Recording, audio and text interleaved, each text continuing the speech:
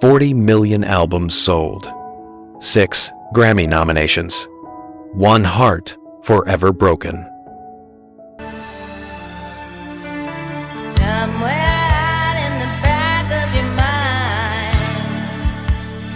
And nearly $1 million a year burned in cocaine. In the late 1970 seconds, Stevie Nicks wasn't just a singer, she was a storm, wrapped in lace and lightning. As Fleetwood Mac's Rumours exploded into one of the best-selling albums in history, over 40 million copies worldwide, the world saw gold records, glamour, and gypsy magic. What they didn't see was the destruction behind the stage lights. Every night, she sang Dreams to an audience of 50,000 while standing a few feet from the man who shattered her heart, Lindsey Buckingham. Their breakup became legend, their pain immortalized on vinyl. The press called it the most toxic love in music. Behind the success, Stevie was losing everything: her sanity, her health, her soul. By 1986, she was spending nearly $1 million a year on cocaine. Her septum burned through by addiction, her body collapsing under fame's invisible weight. A doctor warned her, "One more line and you'll die." When she tried to quit, she was given Klonopin, a sedative that trapped her in another addiction for 8 long years. She later confessed, "I remember nothing from 1987 to 1994. It's a black hole in my life." Then came tragedy. Her best friend, Robin Snyder, died of leukemia just days after giving birth. In grief, Stevie married her widowed husband for 3 months, calling it the worst mistake of my life. She lost love. She lost time. She nearly lost her voice. But somehow, she survived. And decades later, the world would finally call her what she always was. Not a witch, but a legend. Stephanie Lynn Nicks was born on the 26th of May, 1948, in Phoenix, Arizona, under the dry heat and restless winds of the desert. Her father, Jess Nicks, was an executive who kept the family constantly moving 27 different homes before she turned 18. Each move meant a new school, a new town, and another goodbye. Loneliness became her first muse. At 16, she received a Goya guitar from her grandfather, a country singer who taught her the power of storytelling. While other girls were dreaming of prom, Stevie was writing songs about ghosts, heartbreak, and freedom. She kept a leather-bound journal filled with poetry, her escape from a world that never stayed still. Her mother, Barbara, warned her, "You can be anything, but you can't have everything." Those words would haunt Stevie for life. In high school, she met Lindsey Buckingham, a quiet boy with a guitar and a look that could break her future heart. Together they sang in small clubs, chasing a dream neither could define. By 1971, they packed everything they owned into a Toyota and drove to Los Angeles. 2 dreamers, 1 destiny, and a storm waiting on the horizon. By 1973, Los Angeles was a city of dreamers, and Stevie Nicks was one of them. She and Lindsey Buckingham had released one album, Buckingham Nicks, that sold fewer than 100,000 copies. It was a failure. They were broke, sleeping on friends' floors, surviving on $250 a month, and wondering if the dream had died before it began. Then, in December 1974, fate intervened. Mick Fleetwood, the drummer of a struggling British blues band, happened to hear their song Frozen Love. He was looking for a guitarist. He got 2 legends instead. When Stevie and Lindsey joined Fleetwood Mac in 1975, the band's fortunes flipped overnight. Their self-titled album, Fleetwood Mac, sold over 5 million copies in the US, hit Hashone on the Billboard 200, and produced radio staples like Rhiannon and Landslide. Rolling Stone called Stevie the mysterious gypsy woman who cast a spell on rock music. But it was only the beginning. 2 years later came Rumours, 1977, an album born from chaos. Every member was breaking up. Stevie and Lindsey, Christine and John McVie, Mick Fleetwood, and his wife. They turned Heartbreak into history. Rumours became an instant phenomenon, selling over 800,000 copies per week at its peak, topping charts in 10 countries and eventually surpassing 40 million global sales. It won Album of the Year at the 1978 Grammys, spent 31 weeks at Has Shown on Billboard, and still ranks among the top 10 best-selling albums of all time. Dreams, Stevie's haunting anthem, written in just 10 minutes in a studio bedroom, became Fleetwood Mac's only Has Shown US single, with over 1 billion streams today. The song, a slow burn of melancholy and defiance, was her coded message to Lindsey. "You say you want your freedom. Well, who am I to keep you down?" Behind the scenes, the band was disintegrating. Cocaine flowed freely. Hotel rooms became battlegrounds. Stevie once admitted, "There was enough cocaine in that studio to kill a horse." But the pain fueled the art, and the art sold millions. By 1979, their next album, Tusk, cost a staggering $1.4 million to make at the time, the most expensive album ever recorded. It sold over 4 million copies, a commercial disappointment only because Rumours had been a cultural earthquake. The Tusk World Tour grossed over $20 million, an astronomical figure for the late 70s, and played to more than 1 million fans across 4 continents. When the tour ended, Stevie was 32 and exhausted. She had achieved everything the industry promised. Has Shown albums, platinum records, magazine covers, sold out arenas. But she was spiraling.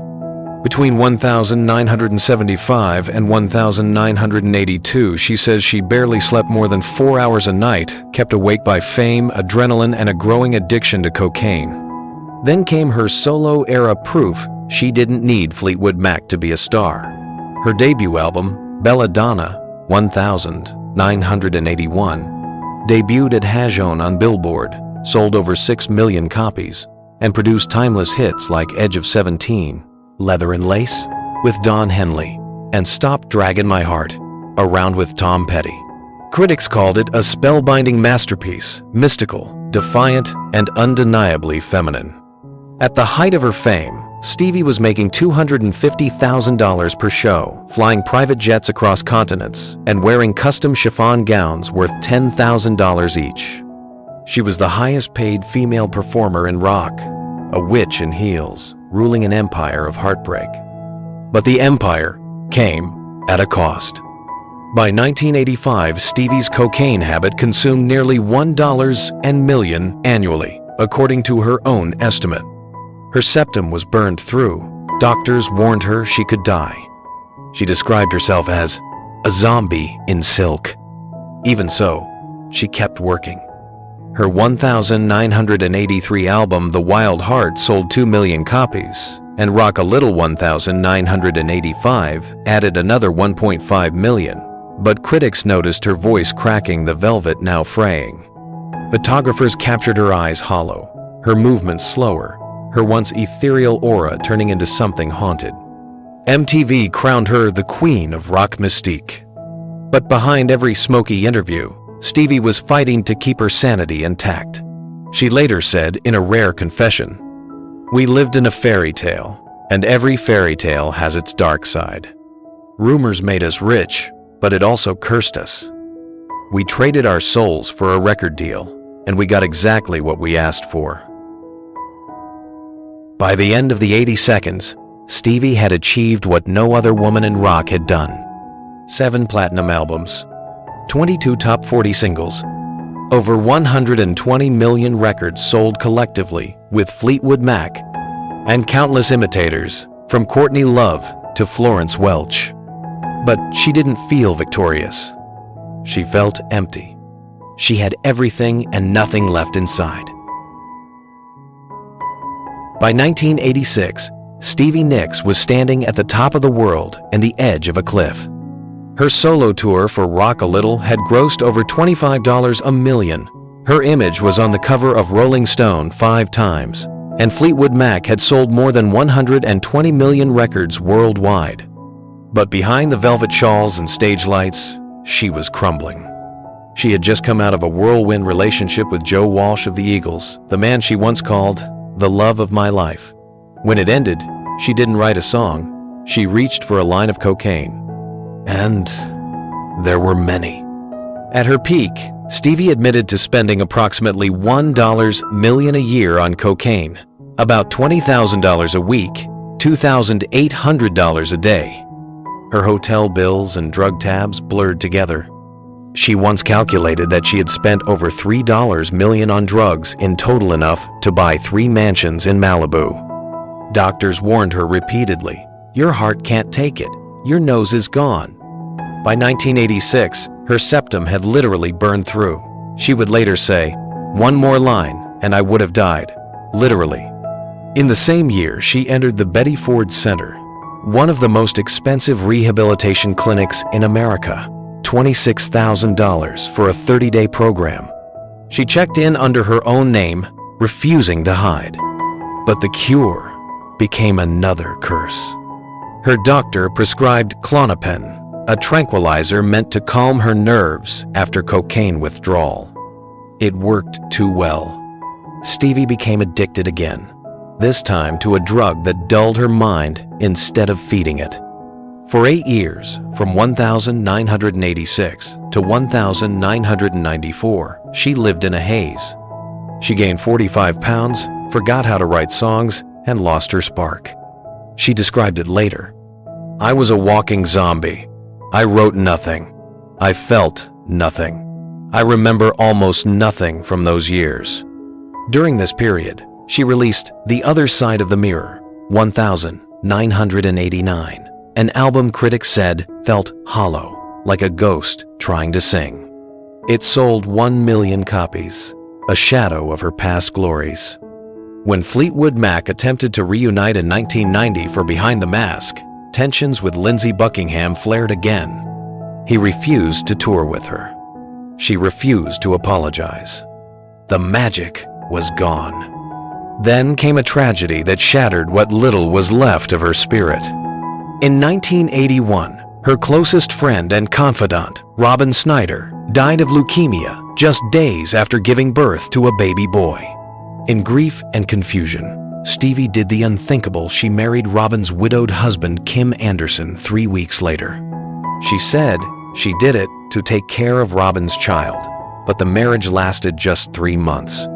Years later, she admitted, "It was a terrible, terrible mistake. I was out of my mind. I thought I was honoring her, but I was trying to fill a hole that couldn't be filled." Through the late 1980 seconds and early 1990 seconds, she lived almost completely alone in her mansion in Pacific Palisades, California, a $3 million estate filled with shawls, crystals, and memories she no longer recognized. She would watch MTV and cry. The new generation Madonna, Cyndi Lauper, Janet Jackson had taken over. Her voice was fading. Her relevance was vanishing. At one point, she admitted she didn't leave her bed for weeks at a time. She slept 14 hours a day, took Klonopin with wine, and forgot what happiness felt like. Her journals from that time were blank pages. "It was like being buried alive," she said. "I wasn't even sad, I was just gone." In 1993, her father, the one who had once driven her from city to city chasing dreams, begged her to get help again. He told her, "You're killing yourself one pill at a time." That year, she finally fired her doctor and checked into a hospital to detox. It took 47 days for the Klonopin to leave her system. She described the withdrawal as pure hell hallucinations, seizures, cold sweats. When she emerged, she was 45 years old. Her career was in ruins. Fleetwood Mac was silent. Her last album had sold fewer than 700,000 copies. And yet, for the first time in a decade, her mind was clear. But clarity came with pain. She realized how much she had lost. 8 years of life, countless friendships, her chance at motherhood. In one 1994 interview, she whispered, "I gave everything to music, and music took everything back." She never had children. She said she couldn't have both fame and family, and she chose the stage. But later in life, that choice haunted her more than any drug ever could. "I wish I'd had one daughter," she confessed. "Just one. But I was too busy being Stevie Nicks." In the end, the legend of Stevie Nicks the Witch, the icon, the queen of heartbreak, wasn't written in gold records or magazine covers. It was written in blood, powder, and tears.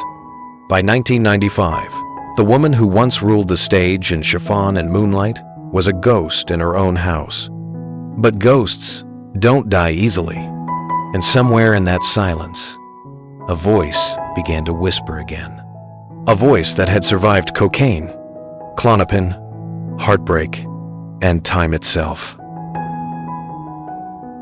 In 1997, after a decade of silence, something miraculous happened. Fleetwood Mac reunited for The Dance, a live album that would resurrect not just a band, but a legend. The world had changed, grunge had come and gone, pop ruled MTV, but when Stevie Nicks stepped on that stage in San Francisco, wearing her black chiffon shawl and holding a tambourine wrapped in ribbons, 20,000 people stood up and screamed. The witch had returned. The Dance sold over 5 million copies, became the fifth highest grossing tour of 1,997, earning $36 million, and brought Fleetwood Mac back to the top of Billboard after 20 years. For Stevie, it was more than success, it was redemption. She said, "That night, I remembered who I was. I wasn't a drug addict, I wasn't a ghost, I was Stevie Nicks." In the years that followed, she rebuilt everything from ashes. Her 2001 album, Trouble in Shangri-La, went gold. Her tours began selling out stadiums again. By the 2010 seconds, she had inspired a new generation from Florence Welch and Lana Del Rey to Taylor Swift, all calling her the godmother of rock mystique. In 2019, she achieved what no other woman in rock history had ever done. She was inducted twice into the Rock and Roll Hall of Fame, first with Fleetwood Mac, then as a solo artist. 2 crowns, 1 survivor. But even in victory, she never forgot the ghosts. She still speaks of Robin Snyder, the friend she lost in 1981 before every show. She still refuses to reconcile fully with Lindsey Buckingham, saying, "Some wounds never heal. They just become part of the story." At 77 years old, Stevie Nicks continues to tour the world, performing to crowds of 40,000, earning more than $2 million per night, wrapped in the same shawls she wore 4 decades ago. Those shawls, more than 100 of them, she keeps in temperature-controlled vaults, saying, "One day, when I'm gone, they'll still dance." Stevie's story isn't about fame, it's about survival. About a woman who lost her voice, her love, her way, and found herself again through music. She once said, "If I hadn't been a rock star, I'd probably be dead. But music saved me again and again. And if my story helps one person survive their own storm, then every scar was worth it." In the end, Stevie Nicks didn't just sing about magic. She became it. A living spell of pain, power, and perseverance. The witch who refused to die.